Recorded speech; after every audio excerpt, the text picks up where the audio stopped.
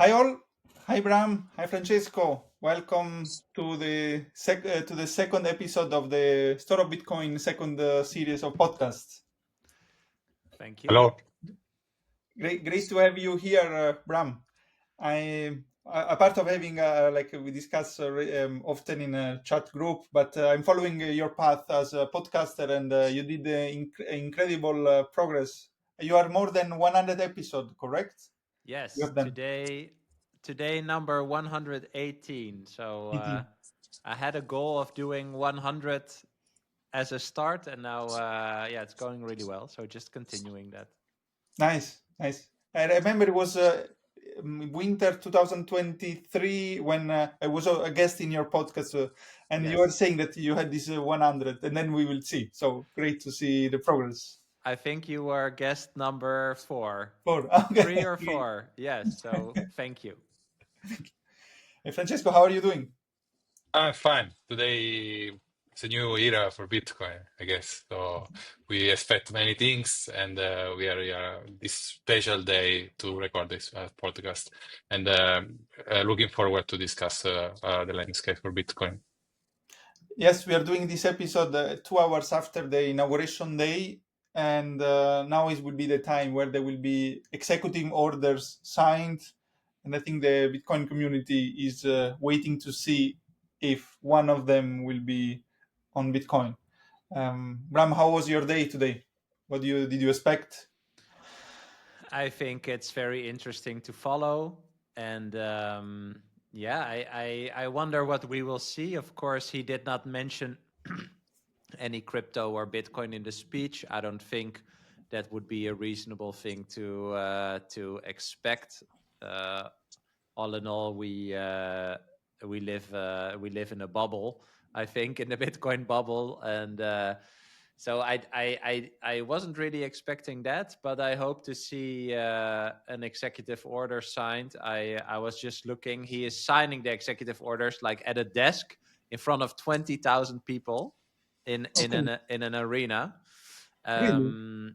So yeah, well, we will see. I just told you before we recorded, like, I heard that this strategic Bitcoin reserve executive order has been fully written by Bitcoiners, and that it's also legally checked, that they have a way to acquire Bitcoin, and it's only a matter of where it is on the stack. So he will sign like between 100 and 200 executive orders, but there are like 1,500 or 2,000 plus submissions for executive orders. Oh, And so people have, that is politicking, right? They are trying to get their executive order in the stack. So we will I see. don't know, but most important, I think we'll see an executive order for Russ Ulbricht. So I hope he gets freed. That's a big promise that Trump made, and so let's see. Yeah, I remember he said this at the conference. And do you think that 100 or 200 will be signed on day one? So today in US during the... No, yeah. That's the Okay. start. So latest tomorrow morning we will know if in the day one.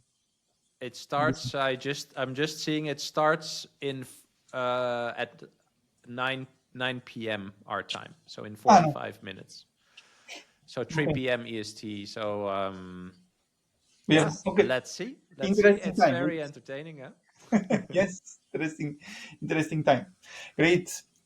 And Maybe... it's also, if I can add, personally involved in meme coins and crypto. So maybe it's also difficult to forget he attended the Bitcoin conference.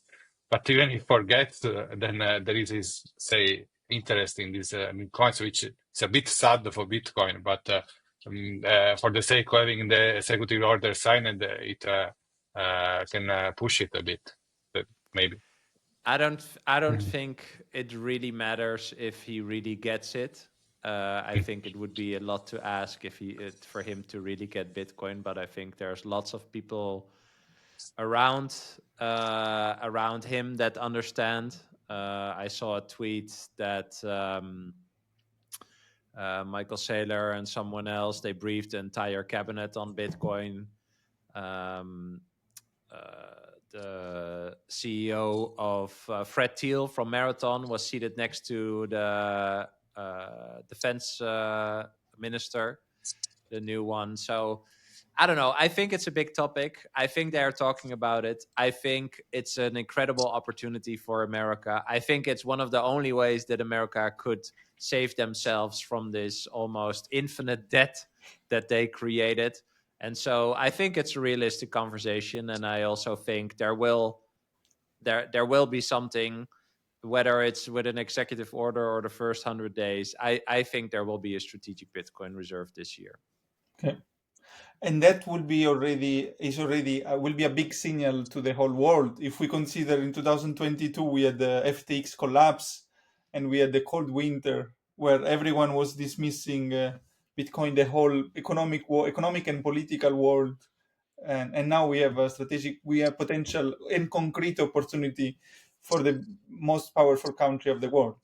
So I mean, it's Bitcoin is inevitable, like yes.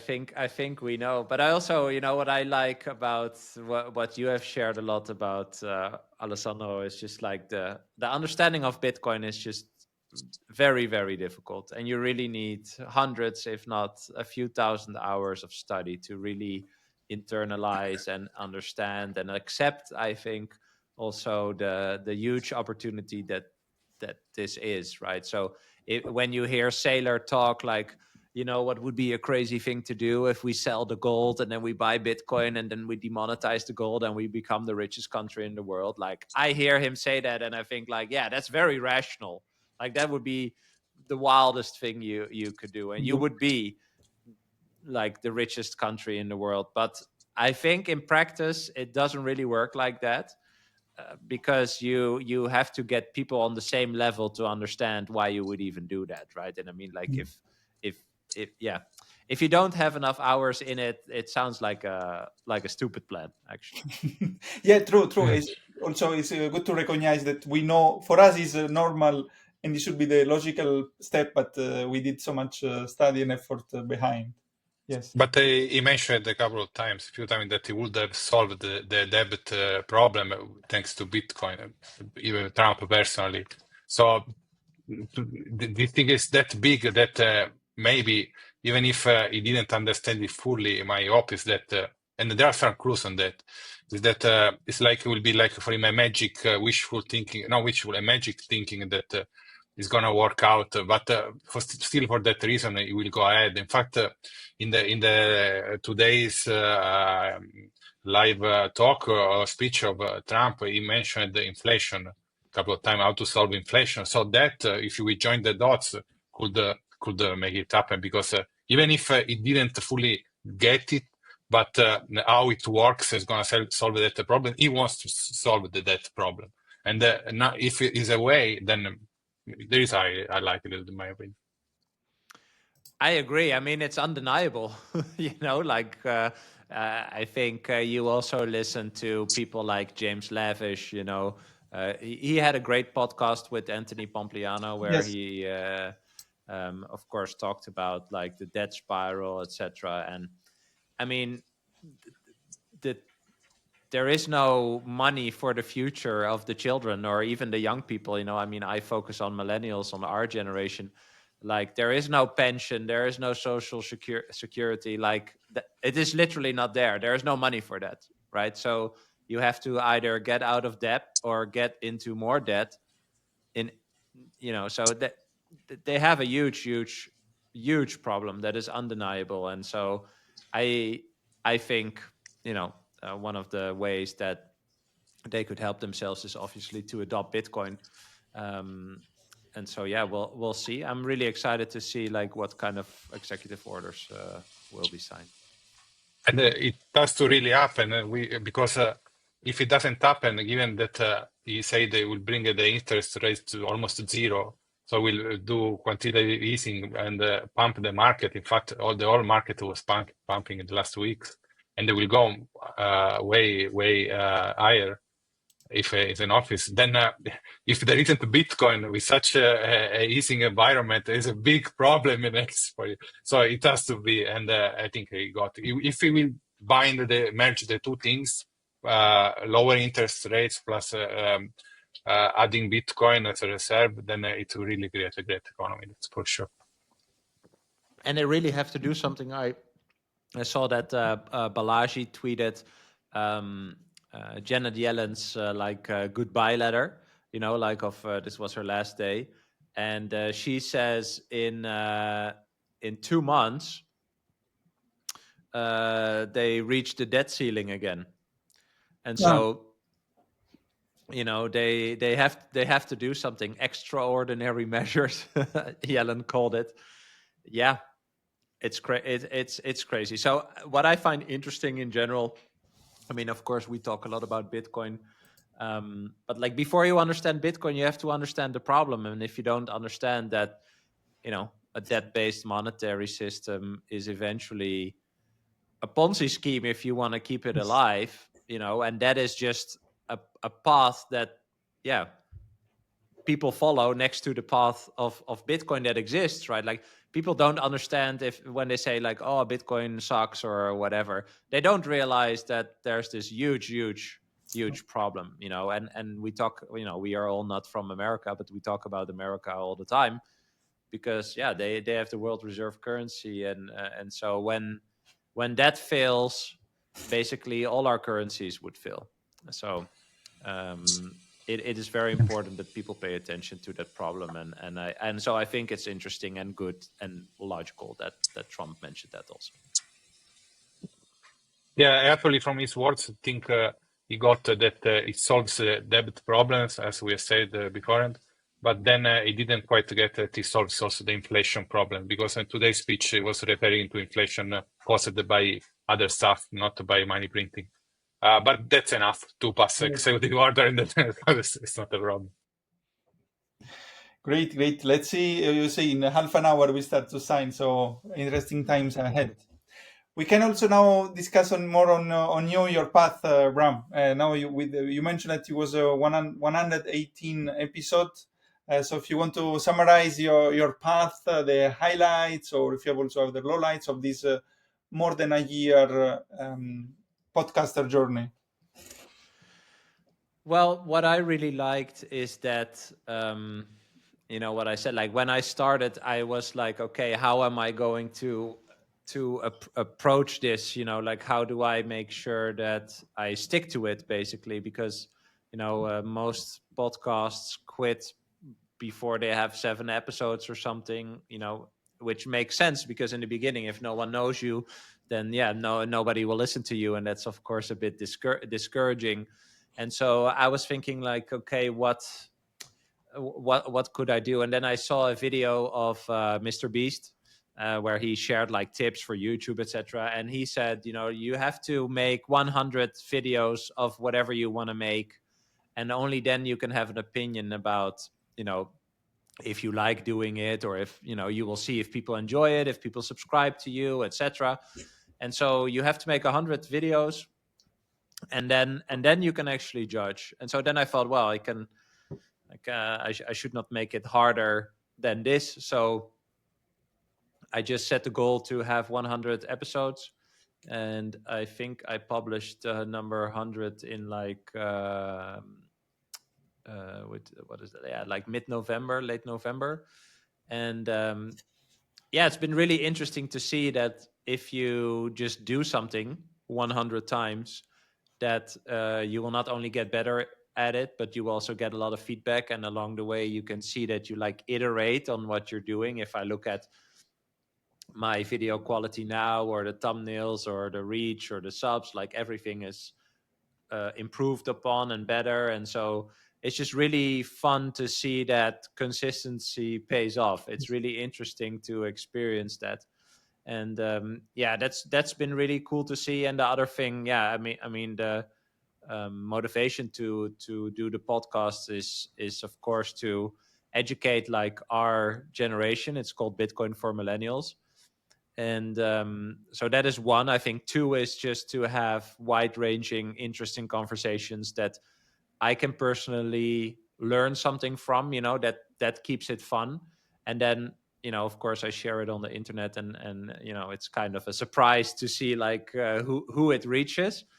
But I'm trying to have like broad conversations around Bitcoin and like personal journeys, etc., just to create like a broad spectrum of touch points where hopefully lots of different people find a certain resemblance in, or a trigger where they're like, oh, that's interesting. Like Alessandro studied for 200 hours. maybe I should do that. Maybe I should do that too, And so I think that's eventually my goal as my contribution to Bitcoin education in general, is just, hopefully create as many touch points as possible and just reach as many people as possible. And after 118 episodes, we're almost at 1 million total views. So that's really fun. And I think like 13,000 subscribers on YouTube. So that's really, I'm really seeing like the trend going up also on platforms like Spotify and stuff. So it's just consistency. And now that I've seen that works, that is just my main goal, is just to, iterate on the quality and all these things, and just keep going. Amazing. 1 million views and over, it's an impressive number. It's very interesting to see, because I think it's a really nice goal, but it's still like nothing in the world. Like all YouTube videos and so on. It's like there's some YouTube videos I see, they have 1 million views in 3 days, and yes. So I think a million sounds really cool, and I think it's a nice milestone, but it's still, just in the world, it's nothing. And I find that, and you guys might see that too, but I really think we are still so early with Bitcoin, like laughably early. Yes. Like extremely early. And so I think the next 10 years or something, we will still be talking about this daily. And then maybe 1 billion people have Bitcoin or something. I don't know. I really think we're really, really early. I agree also, because Bitcoin adoption, with many, they say how many addresses, or the one is saying, I took a taxi from the airport to the Bitcoin conference, I orange pill a taxi driver, maybe he opened an account, but we cannot assume that he adopted Bitcoin, because maybe he put $50 and that's it. So adoption Bitcoin should be maybe a percentage of our savings, mindful percentage, or a mindful amount of money. And on this, it's very, very early. Yes. Maybe a fun question, like how many people do you think really understand Bitcoin? I thought about this and I also posted. I think okay, let's say that no one really understand completely, but in a good level, maybe 100,000, no more. You, Francesco? In the world? Yes. I never thought about that. It looks like, let's think, there are 89 billion people, 100,000. Wow. So it's like... yes, but understanding, we talk about the civilization problem of monetary problem, Bitcoin is the solution, not just Bitcoin is limited this way. Okay, but think a bit more, and 200,000 to me, because there are yes, I mean, because there are a lot of people in the world, 9 billion. Then I know there are 100. There were, when I did my pitch deck, my research, 100 million users of Bitcoin, both in the US and in the EU was this number. So 100,000 versus 100 million wallets. Well, looks too small, so could be more. Yeah. Could be more. Yeah. So I also thought like 100,000, and then I saw a really fun tweet from someone who said, and you probably know this tweet. There's a tweet by Hal Finney, right? Who's been in touch with Satoshi in the beginning and really contributed to Bitcoin. He passed away, of course, but if you go to his Twitter account, it's Hal Finn, and like the pinned tweet is running Bitcoin. That's from 2009. So he was I think he was the first person to run it, or after Satoshi, or he got the first transaction, right? Yeah. So that has 124,000 likes, and I saw someone quote retweet or quote repost that and said like, I think real understanding is around this number. Because if Could you be. don't know who Hal Finney is, like, do you Yes. understand Bitcoin? So I thought that was a fun idea to see, like, okay, I mean, makes some sense. Yes, yes. And also 100,000 or 200 is the magnitude. We cannot assess with precision. It could be also 300, but still the same magnitude.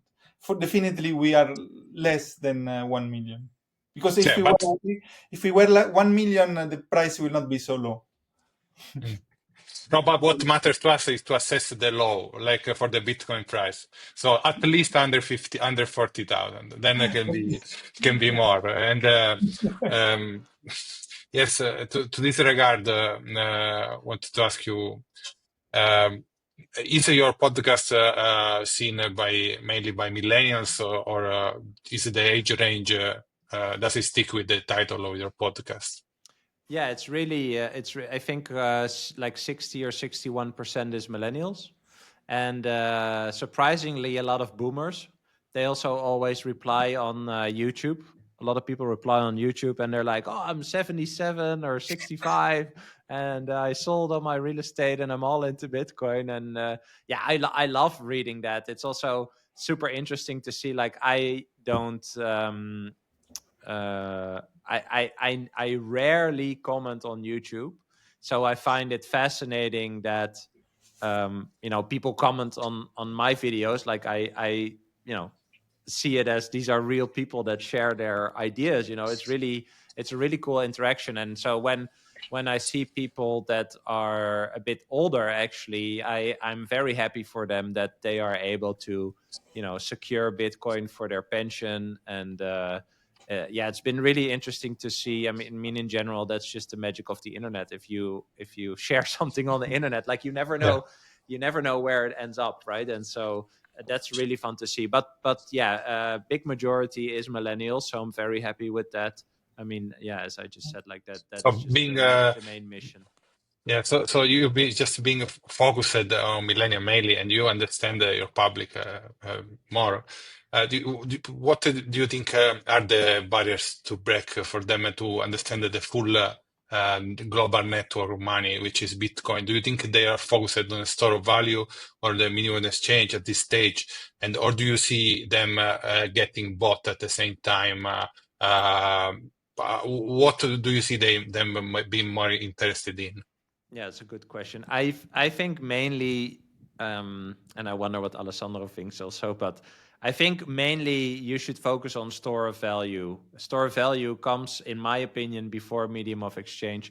I talked to Jeff Booth recently, and he disagreed, which I found interesting. So I'm not saying that my opinion is super correct, but I think the big one of the big aha moments for me was when I realized that I stored my wealth, the economic energy that I gathered and was saving in the form of euros.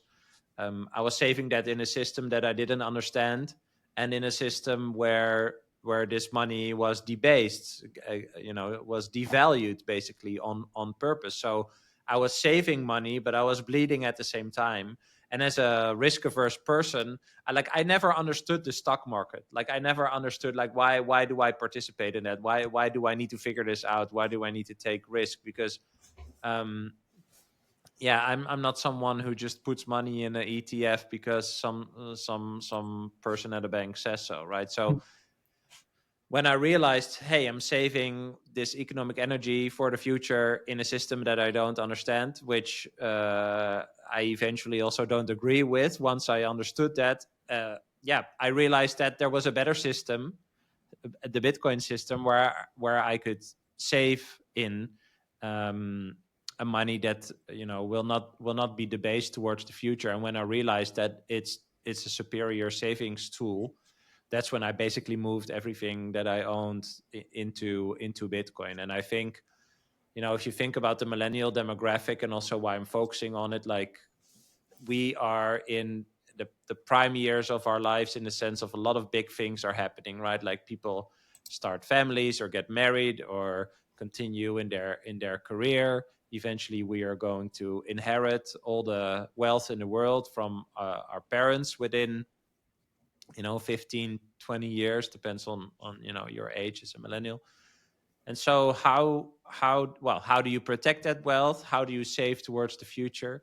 And I think we're at a point in time where people are forced to become investors, forced to take more risk.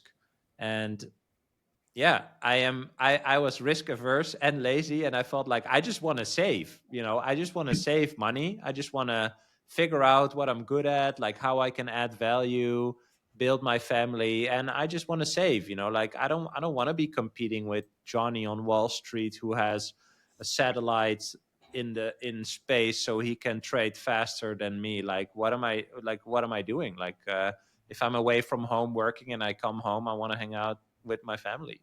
Like I don't want to be I don't want to be playing taking more risk on the stock market. So I just want to save towards my future. And I think that's what a lot of millennials have been sold, right? Like, oh well, you go to school, well, you take debt to go to school, then you take debt to buy a house, you do all the things that your parents or your grandparents did basically.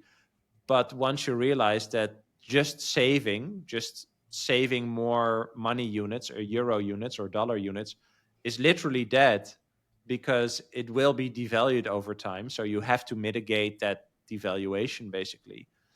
Then, you need to realize that you do need to understand what money is, and you do need to understand what your options are, or else you'll just slowly be bleeding.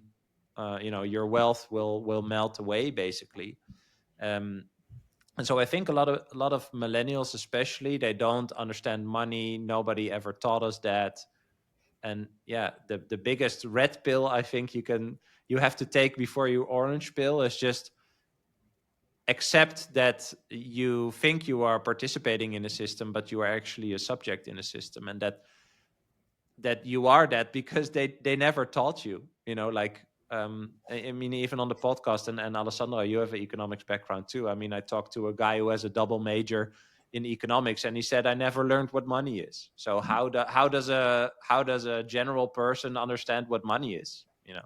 So I think that is a huge problem. So life stage combined with the need to save, to build a family or buy a home, combined with inheritance of wealth of parents or grandparents, puts you in a position in life where I think you have to figure out how to save and protect your wealth, or you won't really have a bright future. Because what we just talked about before, there's this parallel path where, if you live in America, for example, your government is broke and they spend 200 trillion, they are 35 trillion in debt.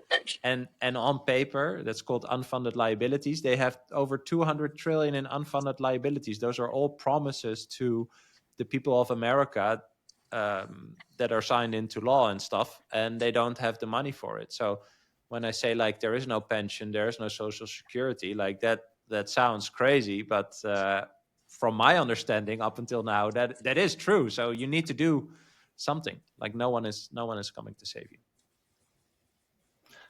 Interesting answer. Also, as we discussed in our podcast or via messages, I think the same for store of value. I can understand for other Bitcoiners like Jeff Booth, they are really focused on medium of exchange. But if we discuss about the new joiners, especially millennials, how many they have a medium of exchange problem in the West world? Barely no one. How many they have a store of value problem, or how much time they are spending in thinking, as you said, as millennials, where should they put my investment, which financial decision? Mostly everyone. So this is also where the focus will be. I think medium of exchange will come after, yes, but it's more about if I cannot save in it. And the use case now, the problem that most people have now is, can I just normally save? Like, what is a better money to save in? Well, we think it's Bitcoin, but if I cannot save in a money, why would I want it as a reward in a value exchange? That's kind of my argument here. So I would want it as a reward in a value exchange, but only if I don't have to transform it into something else. But So- now Sailor is saying you don't sell your Bitcoin, or you have to replace in case. No, I mean more like if Bitcoin would not be a good store of value, it would also not be a good money. So I can move, connected. I can move to Bitcoin now to use it as a store of value to save in. I can also earn Bitcoin. I can ask Bitcoin for whatever I do. So you can use it as a medium of exchange in that sense. But any euros or dollars that I save, I eventually earn, I eventually save in Bitcoin. So I think the use case for store of value is very clear right now. And I think over time, we will move to medium of exchange, because once people realize, hey, this is the best way to store value in, then that is the thing that I need to earn. And then people will start asking for it in the value exchanges that they have. But I think that takes some time. I mean, I talked to Jesse Myers, who made like a model of the full potential value of Bitcoin. And he says like store of value potential is already like $200 trillion, which is like 10 million per Bitcoin. And so I think there's a long path to getting a big enough percentage of that. Yes. So more and more people will realize, I kind of see it as a flywheel, like the more and more people save in Bitcoin, the higher the price, the more people will, eventually study and get it, or at least, that's my rational thought. I don't know if that happens, but over time, I think it's going to go like that. And I think that's something that we forget sometimes in the whole Bitcoin bubble, is that this stuff takes time. So it might be that we understand it, but if it's only 100 or 200,000 people in the world, we cannot project all our expectations on the world, like, oh, they should understand it, or it should be medium of exchange tomorrow, or whatever. I think it takes some time. But if you think about, if you have children under 10 or maybe under 15, like their adult life, their entire life, eventually Bitcoin will have existed in their lives, right? And so once they get to an age where they start earning money, or maybe trading with people and earning money, or earning money with a job, they will see, hey, there's this system of, fiat money, and that's devalued, that's melting away. And then there's this other technology which is fully digital, and all these generations are fully digitally native. Maybe that's the thing that I should actually Time. save in and transact in. And so I also think it comes with generations. Yes, talking about millennials, the lack of this generation is that a lot of millennials use fintech already, like Revolut, all this. So this thing is not trivial, because if you want to store your value in a digital asset, you understand why you want to store in Bitcoin, which is a digital asset for the internet.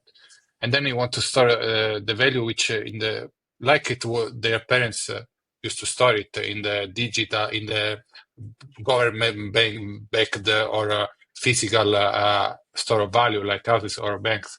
And then the fintech Revolut, I think they connect toward, because you can also utilize the electronic network. You can send a Revolut with the hashtag, these things. So from here, there is the gap has been partially closed by the fact that they use an electronic service to store some money. But then very well it can happen that given the Revolut, I can send you €1 with your hashtag without an IBAN.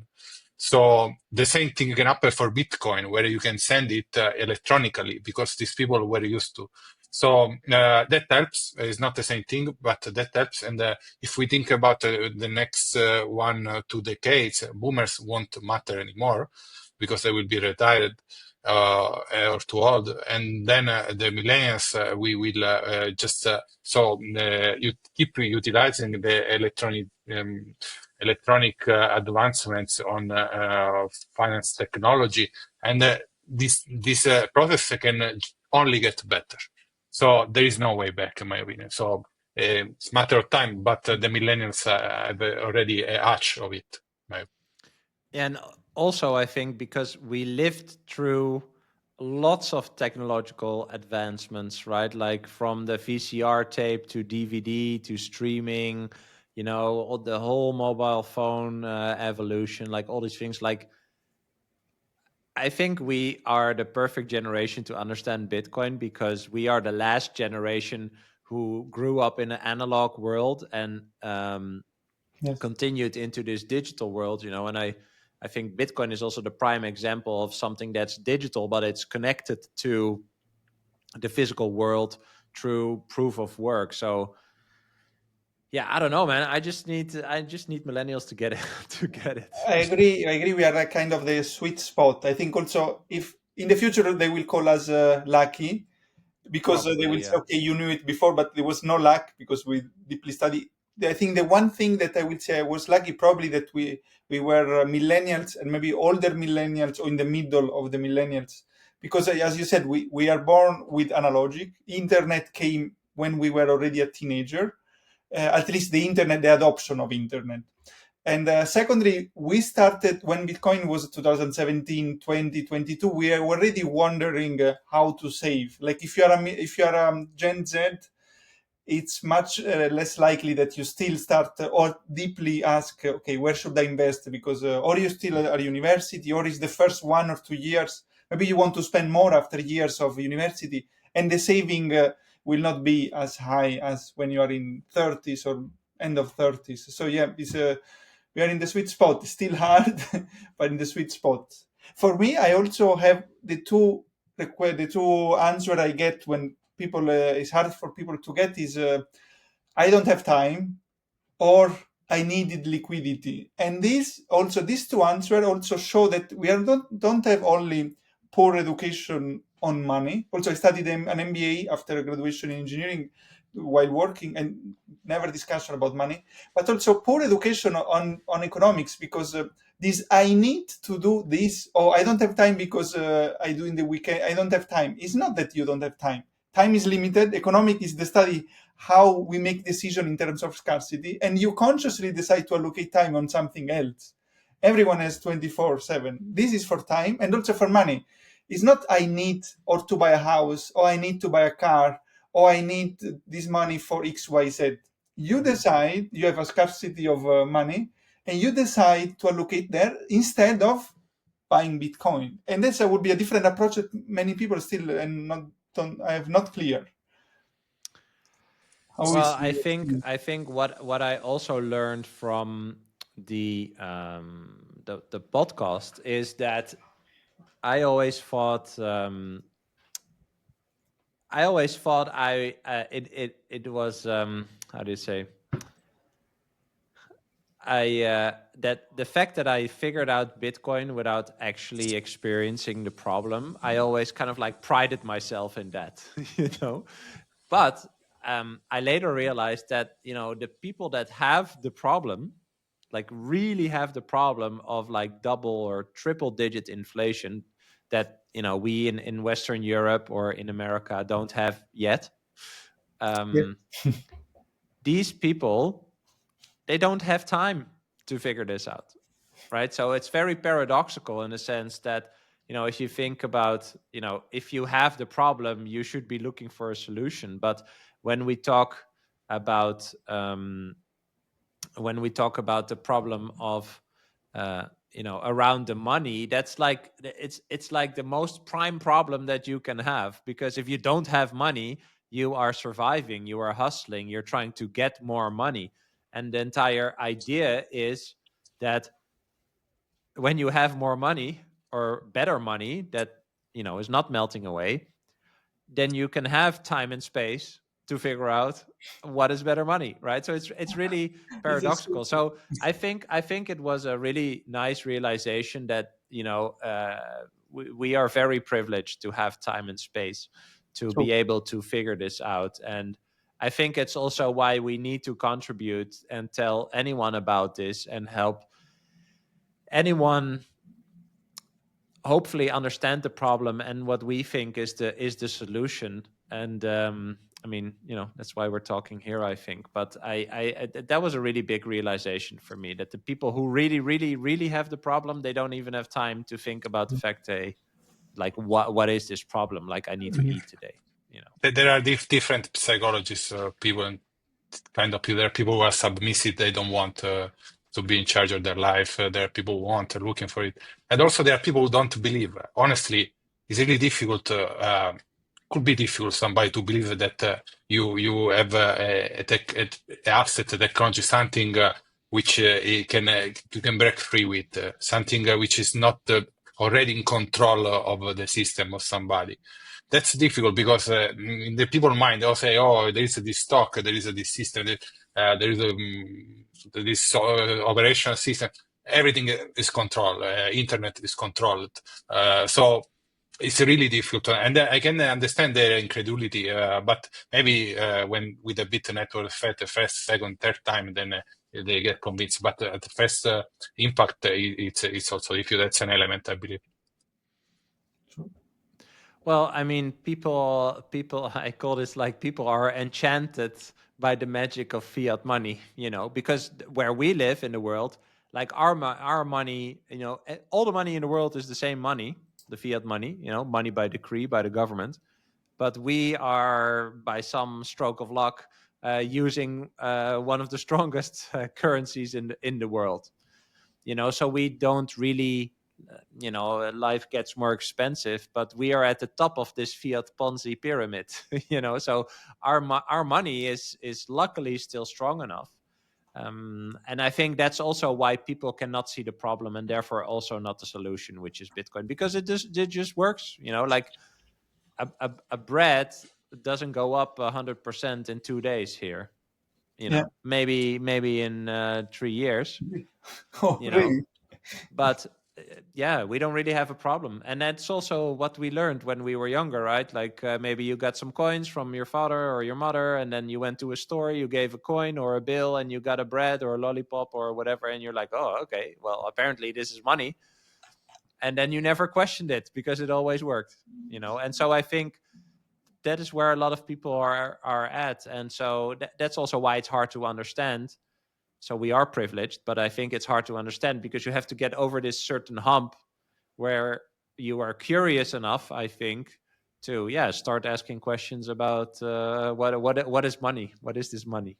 Yeah. Yes. Another topic we were discussing for trigger adoption will be price increase. We see most of Bitcoiners are from 2013, 17, or 2021. We were thinking also 100K will be the shift. I also think the opportunity that after 100K, then many people will say, okay, then I have to buy, and it will just go up. But it didn't happen. Also, we get just bored after 2 or 3 weeks being on 100K. Do you think there will be a level where after this, we can finally see this suddenly moment after the gradually? It is not 100K as we have seen. Oh, good question.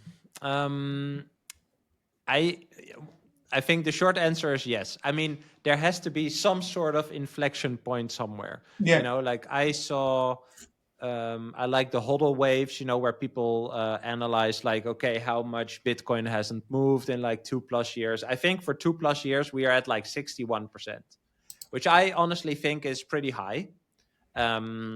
As in 61% of people, they went all the way to, well, what was it the past 2 years? 69 to 15.5. And back up. Back up, yes. And so they know what this is.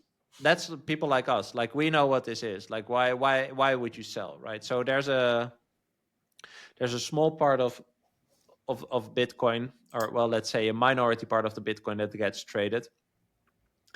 And so this takes time, but over time, more people will understand that this is the best savings technology, as I mentioned before, and then they will hold this. And if we will get to a moment in time where banks can custody or do loans or all that stuff, then you will never ever have to sell your Bitcoin again. And so I think there will be an inflection point. I have no clue when that will be. An inflection point is because the demand will keep growing, but the supply won't grow. That's the whole point of Bitcoin, of course. And so I do believe there is an inflection point, but I could not say when that is. But that, in a sense, is inevitable.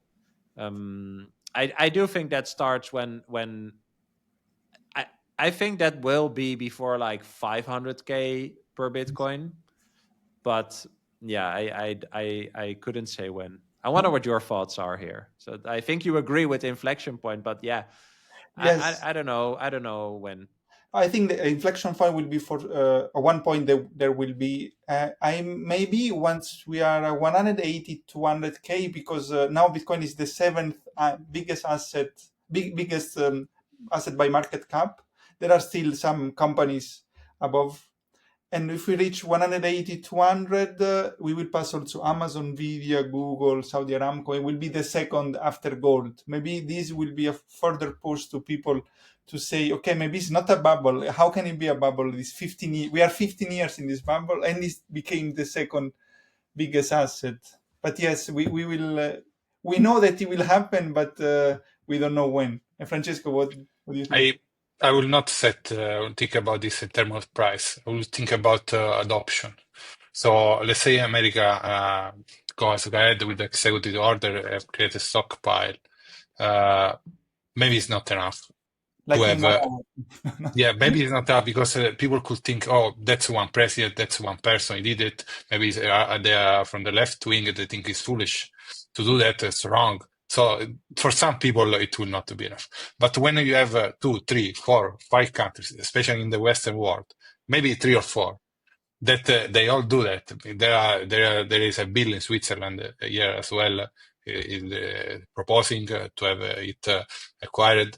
So let's do Switzerland does it, Germany will do it, and other countries, 3 or 4 of the Western world.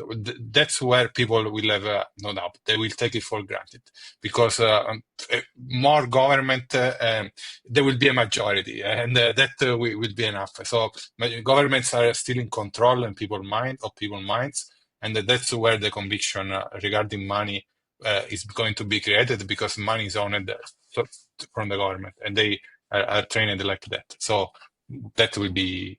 But then, of course, the price will be a lot. Yes. Will be a lot higher. Yes.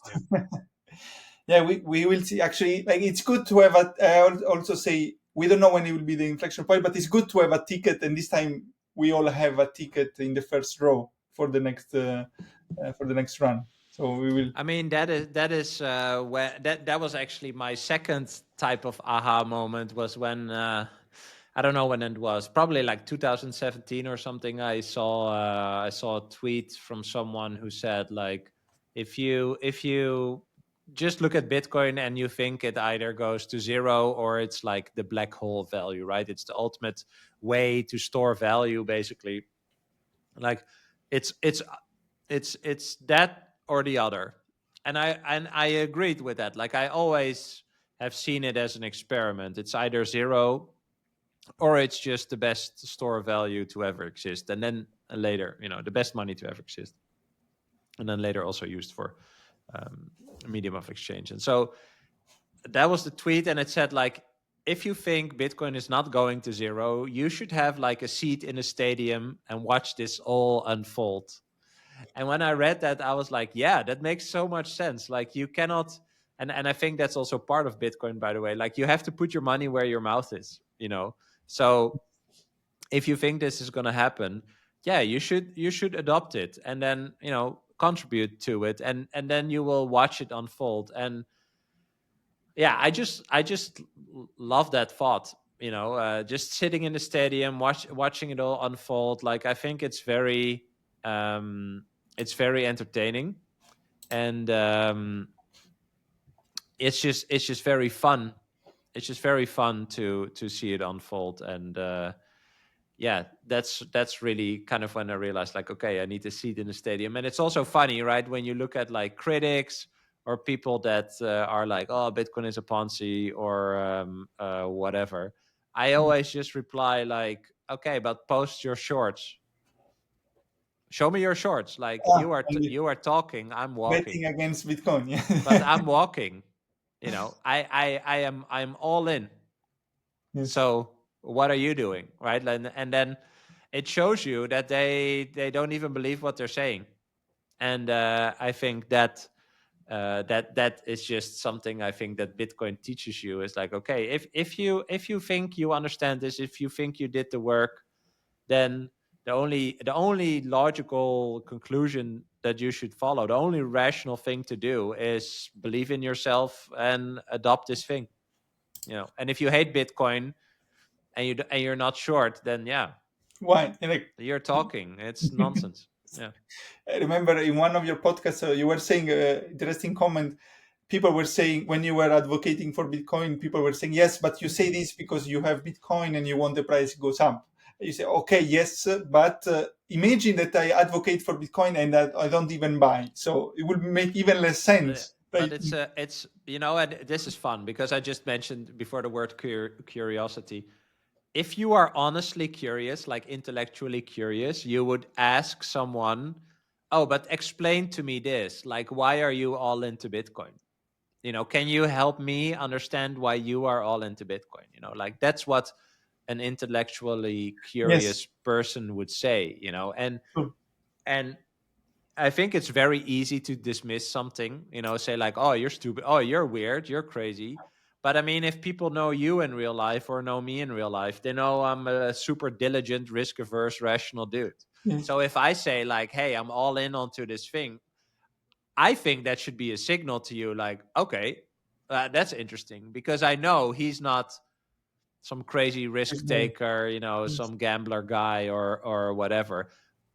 But to like everyone should judge that for themselves, right? And so I think that's very, very interesting. And other way around, that's been a big help for me, is just seeing like all these crazy smart people with very interesting track records just gravitating towards Bitcoin, like spending more time on it. And also people that sounds weird, but like just Wall Street billionaire type people, or Ricardo Salinas, who's like one of the richest men in Mexico, I think, a billionaire who's like 80% in Bitcoin. These are people that have more finance knowledge and experience than me. And so when I listen to them and they lay out the same use case for Bitcoin as I do, or as they conclude the same as I do, that's a signal for me that I'm on the right track.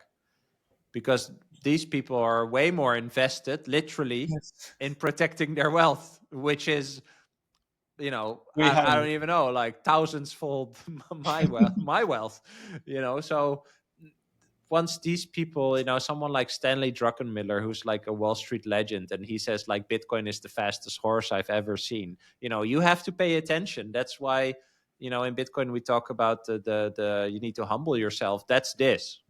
If someone like that says that, you could be like, oh, he says that because he likes Bitcoin. Yeah, but then you're basically like shorting yourself. You're basically stopping yourself from doing any research if you're just like, oh, well, he's probably just saying that because blah, blah, some negative thought, whatever. And the other side of that is just to be like, okay, interesting. Maybe I should, study this thing too. And this is why it's hard to go on the Bitcoin journey and really study it. It's this personal journey. You first have to be really honest with yourself and be like, I don't know enough and I want to know more, and I'm going to make some time to study, etc. And like, if you don't do that, that's when you get confronted when you say like, oh, Bitcoin is a Ponzi or whatever. We all three would say like, good luck studying, you don't understand it. And then all these people say, oh, why do all the Bitcoiners always say the same thing, that I don't understand it? Yeah, because you didn't study, dude. Like, it's, It's a circle, yes. And they still don't, they still find it annoying that you say like, you don't understand anything. Yeah. There is the segregation from people who have high enough IQ, they want to study, and they try to learn from other people, and they have a curiosity. And people who just reject it outright are usually people who are waiting for somebody else who is in control to tell them what to do. So there is a real segregation here of quality of people in Bitcoin. And I have never seen people as smart as in Bitcoin in my life. It's crazy because if you are stupid you don't bet in yourself, you don't believe in yourself, you just go with the flow and you just execute orders from above and you don't take responsibility of your life, you will never get Bitcoin. That's a matter of fact. And so the good side of Bitcoin is it also brings quality people inside of it and will make good use of the funds in the future for our society, all of us, 100%. Yeah, It also should be interesting for people that, as Bram, you said, that why we talk about so much about Bitcoin, we are so much into Bitcoin. And there is no other asset where people say, oh, you should study this asset, and then you go all in or mostly in, and you advocate so much. With real estate, gold, whatever asset or new technology, there is no other where there is such a big group of people convinced about this that can go like, I think we will go down in history as or genius or complete idiots. If Bitcoin goes to zero, then we'll be the idiots. Hopefully not. No, I don't think we'll go to zero anymore. Even if that would happen, which that probability for me is very, very low, I would have still followed something that I truly believed in, that I truly studied, that I like truly decided for myself. So I don't really care at this point, to be honest, because it's that, it's so funny. Maybe people listening to this also think that like there's sometimes people say like, oh, people in Bitcoin talk like a cult, right? And if we would be in a cult, right, it would be the only cult in the world where people say that other people should not listen to them. Anyone listening here, you should not listen to us. You should do like your own work. Yes, right? That's true. And true. I mean that is the antithesis of a cult, right? Like that is not a cult. So please don't listen to me. Please do your own work. Like decide for yourself. So just all these comments show a lack of intellectual curiosity and maybe also intellect because people didn't do the work. And it's funny. I think I learned this when I was like between like 18 and like 23. I did like I was a private driver. So for like a company like like student drivers, but for like rich people, we were like drivers like all day. So I drove like lots of cars and met like a lot of people. And the first thing I learned is don't talk about shit you don't know anything about, because you will get called upon by a person that does know their stuff. Yes. Right. And so, but if you're in a car with someone the whole day and you ask questions, you can learn a ton, because this person is in a place where you're not. So yeah, if you're curious and you ask questions, then you can actually learn something, but yeah, I really learned like, just shut up about things you don't understand. And apparently not a lot of people do that. So it's funny. It's really funny to see with Bitcoin. It's so clear if you don't understand it, Yes. Agree. Yes. Another question target to millennials of your podcast. How do you think the millennials get the trade-off in security and versus usability of their Bitcoin versus the ETFs and the financialization of Bitcoin? Are they more eager and enthusiastic about our old school of self-custody, or they look positively at the ETFs and the new financialization things happening also on layers of Bitcoin, which is something has been built? How do you see that? Yeah, good question. I think eventually, how you custody your Bitcoin, it depends on how much you've studied. We come back to that, I think. I think self-custody is the ultimate form of getting like the most value from your Bitcoin, but I am also very honest, I think, in acknowledging that is not for everyone. And like the more your wealth in Bitcoin grows, the more people will diversify their custody solutions, I think. And depending on where you live, like in America, you have all the stuff with the taxes, etc. Like, yeah, people are going to have a diversification of how they own Bitcoin. So I'd say, you have self-custody, some maybe multi-sig, or what we do at OnRamp where I work, that's multi-institutional custody. Maybe people have a ETF. I think it also depends on age, risk tolerance, like all these things. But, the truest form of owning Bitcoin is self-custody. But again, I don't think that's for everyone. What I do find interesting is that I think there will be a point where, for example, banks will start offering like Bitcoin custody services, and at that point, it's going to be interesting to see if people will go along with that, because I think that would be a nice like Hail Mary from the banks, actually, that they like admit that Bitcoin is like a valuable thing. But I think there will be Bitcoin companies that will build like the custody, the bank type custody of the future. I mean, that's kind of how I see OnRamp, as kind of like this white glove wealth management, basically. Like it's a private bank for Bitcoin, and they have a certain custody solution that for some people is the perfect solution, and for some people is like half of their solution, and so I think eventually we will see like diversification in the storage. But just in like your opinion, with money now, people have cash, people have how do you say, like a bank account, etc. They have money in their prepaid credit card, whatever. Like, so there's different ways that people store their money now too. the millennials, in your opinion, it's easier that as they discover Bitcoin or they go deeper into it or they acquire more of it, are going to add more Bitcoin, like let's think in their fintech, no?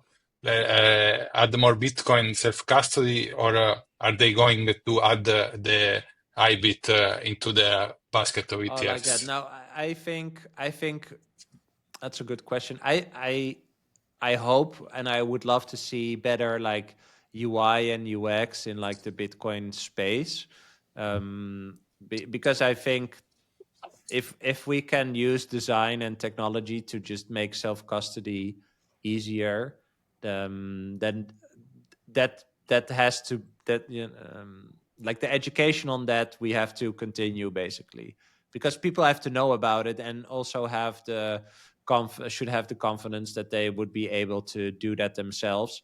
Whether it's for a small percentage or half or their entire stack doesn't really matter. But I think in general, having some part in self-custody, whatever you do next to that, is just essential. So I think we do need to like work on that part to make that more attractive and easier. But this also will go on when there will be more demand as well. Similar with the internet. So, yeah. It scaled when there were more demand. In the 90s, people were saying a video takes so much to download, or sending an email will cost too much. Also, so technology, there was not so much demand, so technology did advance as it advanced in 2000s, let's say. I agree. I mean, once the market gets bigger, then the incentive to build something also gets bigger. So, I mean, that makes sense. We are also approaching, so 1 hour, maybe we can have last questions. One I have is, for what do you expect from 2025? Knowing it's not a financial advice and no one knows. Madness. Yes. I think this will probably be the craziest year in Bitcoin that I've had in 10 years. So totally agree. I think we'll see multiple nations announce. I think we will see strategic Bitcoin reserve. I think more bigger companies will have a treasury. I think MicroStrategy will be in the S&P 500. So yeah, that's quite some things, I think. It's interesting. We interviewed also Rajat Soni and Robin Ser. They said similar things. So, okay, in the short term, really, no one knows. We should be prepared to hold for at least 4 years. But yes, all the indicators are that it could be the year of Bitcoin in real, making all the other years different, at least on mainstream adoption. And it also makes sense, right? Because, in 2033, so in less than 10 years, 99% of all the Bitcoin will be mined, and the last 1% will be mined in the 107 years after. So this is the Bitcoin rush, basically. And you know, that is 10 years, okay? So 9-10 years. But yeah, once you know that, you are going to move now, right? And so, but again, that's the most rational thing to do. And we know people don't do all the rational things. So yeah, again, I think it's really hard to put a timestamp on that. But yeah, next 10 years are going to be crazy. But I think this year is a very interesting, also like mid-decade point, where a lot of things are converging, especially also, by the way, like the whole AI thing, like the convergence of AI and Bitcoin, I find very interesting. I talked to, as I mentioned, I talked to Jeff Booth, and he said, you know, like his whole thesis is that technology that progresses is deflationary, right? And like AI is the biggest deflationary boom that people have ever had. But if we have all these productivity gains, basically, how are we going to measure that? We cannot measure that in an inflationary money. Like that will offset all the gains that we get from AI, basically.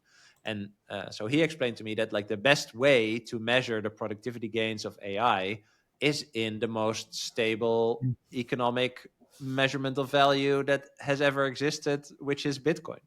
And so he argued that Bitcoin is like the best AI play, because eventually, if the AIs are not anonymously, but like agnostically going to communicate with each other, they have to be able to do that with a neutral asset. And I think that will be Bitcoin. So just that entire convergence, I think, is also very interesting. And if you see that speed, then in 2 years, you know, I mean, people are already talking about AGI, ASI, like that we are very close. And people like Elon Musk and like these other tech entrepreneurs, Mark Andreessen, they say like we're going to see 100 years of innovation in the next 10 years. Yeah, no. And that's very interesting because, as I said, in 10 years, almost all the Bitcoin will be mined. So just that convergence is really interesting. Interesting. I would say that AI, there was a lot of hype, you know, but we have been listening about, hearing about AI for a decade, but then back then nothing really happened. Then there was a big leap to GPT. And so I see this technology like moving in leaps. Of course, there's still progress, but what is this year there will be some moving back to the Bitcoin, because it's a more horizontal technology which spreads like a network effect. So where as opposed to the AI, which is more vertical, you have the open AI and then you have the product. No, here we are all part of the network. So there was a lot of hype which was taken away from Bitcoin from the AI, but now it's coming back because about the pace of how the AI, the advancements move, which is, in my opinion, more in steps. There will be some human-like abilities, capabilities. AI should develop, advance, but it will take some time. So then when it happens, is 1 to 0. So it will very well be the year, aside from the macro factor, the president, and the financial factor, also the need for the people to focus on the to grow naturally on the different kind of network effect and be more receptive about it. And so everything is aligned. I don't see really problem. Okay, I'm done. I think a lot about like what a time to be alive, guys. It's insane. It's so insane to think about the time that we are living in and like what we get to experience, to see. Yeah. Now that you say this, I also, when I say to people about Bitcoin, there will not be another opportunity for our generation as much as was Bitcoin There is not something that it happens every year. Maybe the generation before, if someone studied the internet, could have benefit from the internet much more than now because it's fully adopted. And maybe something different, minor, will come in 20, 30 years, but then we will be 50, 60 years old, or end of 60. Yes, we can have an impact in our life, but it will be much smaller. So that's the opportunity. Last question that I have will be the question that you make for all your interviewers. Then I would like to asking you, which is a core belief that you will never let go? That's great. It's so funny that I always ask that the people at the end, and I think a lot about this, like, what is my thing? And I think that one thing that I really adopted in my life, I even have a tattoo, is just like, if you learn every day, then every day is like a good day. You know, like I really believe in this 1% better, or even 0.1% better. Like I really believe I have had a good day if there's something that I learned that could be really big or really small, but that is something that just keeps me inspired, and I like learning new things. And so that is something that I will never stop striving to achieve. Like that just really gets me going. So learn every day, and then every day is a good day. Very, very well said. And last but not least, Bram, where people can find you? Yeah, very easy. I'm mostly on X, so that is Bram K, BRAMK. And my podcast is called Bitcoin for Millennials. So if you search that on YouTube or Bram K on YouTube, you'll find me, or on Spotify, Apple Music, Fountain, all these platforms. Yeah, maybe more people now will join. We have seen that we have more than 1,200 watchers, viewers at the moment. So Boom. Maybe we'll help boosting your video, so more people will learn about Bitcoin. I hope so. Thanks, guys. Thanks so much. Yeah, thanks you for the participation. It was really great. I enjoyed a lot, as we enjoy other conversation in our group chat. And looking forward for 2025. Let's do it after we have this cycle. Let's see what will really happen if it happened at the end of the year. So Yes. we'll be really curious. Yes. Likewise, guys. Thank you so much. Yeah. Thanks Stay safe. Stay bullish. Goodbye. All. Bye. Bye. Bye.